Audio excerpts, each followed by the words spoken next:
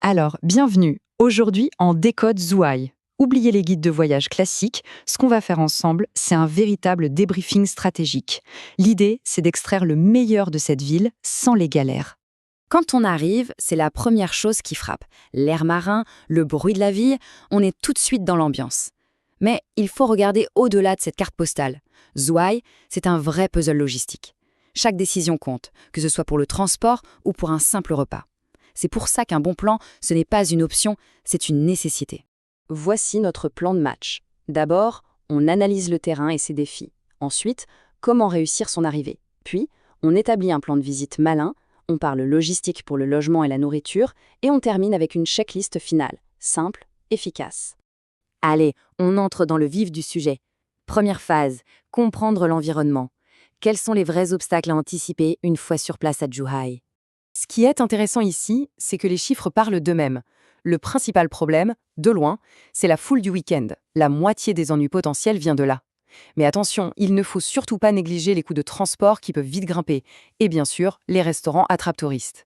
En fait, chaque pourcentage que l'on voit ici, c'est une fuite de ressources, de temps ou d'argent qu'on doit absolument colmater.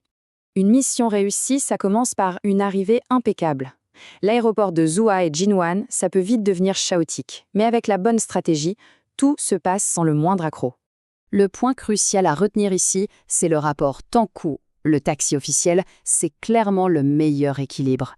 Pour une vingtaine de dollars, on est en centre-ville en une demi-heure.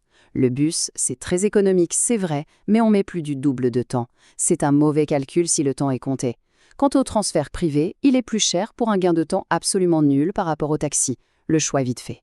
Et ça illustre parfaitement la différence entre une approche de pro et une erreur de débutant. Le pro, il dégaine son smartphone et utilise l'application Didi.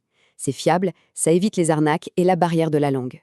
Utiliser le réseau de bus, c'est non seulement économique, mais c'est aussi une façon de s'immerger. À l'inverse, l'amateur, lui, va se reposer sur des méthodes dépassées, qui coûtent cher et qui font perdre un temps précieux. Passons maintenant au cœur de la mission. Comment profiter du meilleur de Zhuhai sans gaspiller son énergie et surtout en évitant les pièges à touristes? L'efficacité, c'est le mot d'ordre.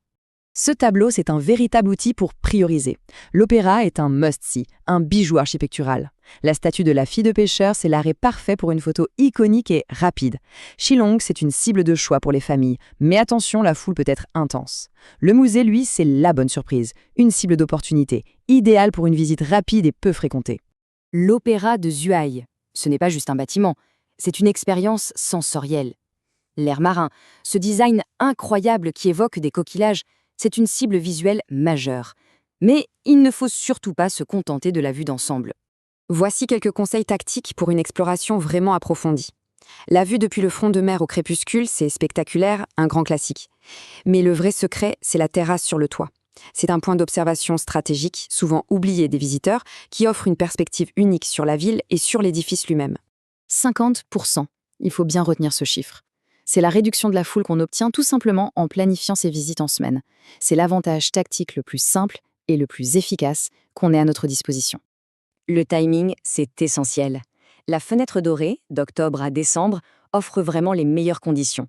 La fenêtre économique en été est certes moins chère, mais elle comporte des risques météo non négligeables. Et puis, il y a la période à éviter absolument, le Nouvel An chinois. La ville est saturée et les prix explosent. Allez, on aborde la logistique critique du logement et de la nourriture. Un bon choix de quartier et des repas intelligents, c'est essentiel pour optimiser à la fois l'expérience et le budget. Le choix de sa base d'opération est absolument crucial. Gong Bay, c'est pour l'immersion totale, mais c'est bruyant. Jida, c'est le choix de l'équilibre, un super compromis entre l'action et la tranquillité. Et Enkin, c'est le futur en construction, parfait si on veut être proche des grands parcs thématiques. Et voici quelques secrets d'initiés. Une chambre en étage élevé et qui ne donne pas sur la rue, ça change tout. Pensez aussi aux plateformes de réservation locales, comme Ctrip ou Fliggy. Elles proposent souvent des tarifs bien plus avantageux que les grands sites internationaux. C'est une information clé pour faire des économies.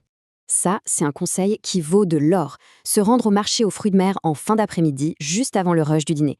Non seulement on a les produits les plus frais, mais en plus, on paye jusqu'à 30% moins cher. C'est la définition même de l'optimisation. On arrive à la fin de notre débriefing. Pour conclure, voici un résumé ultra rapide des points les plus importants à voir comme une checklist finale avant le départ. Répétons-le une dernière fois, les applications sont vos meilleurs alliés. Le timing en semaine, c'est votre atout majeur. Les bus et les restaurants locaux sont les principaux leviers d'économie. Et les plateformes de réservation locale, c'est le secret pour un hébergement optimisé. C'est simple, c'est clair et c'est efficace. La mission est maintenant définie. Zhuhai, ce n'est pas une simple destination. C'est un puzzle qui attend d'être résolu avec intelligence et stratégie. Avec ce briefing, tous les outils sont là. La question est, mission acceptée?